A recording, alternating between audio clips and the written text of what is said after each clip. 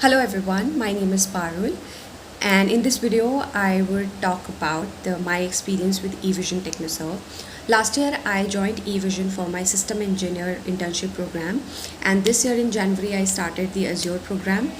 I'm really thankful to the whole Evision TechnoServe team for their guidance and support.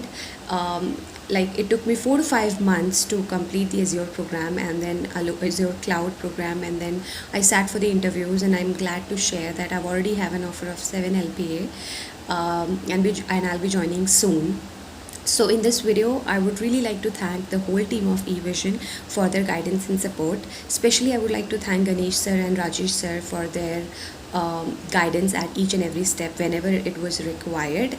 And talking about the experience, they have all the resources to teach you the technology from the scratch, right? So I would really recommend every individual to join this eVision TechnoServe.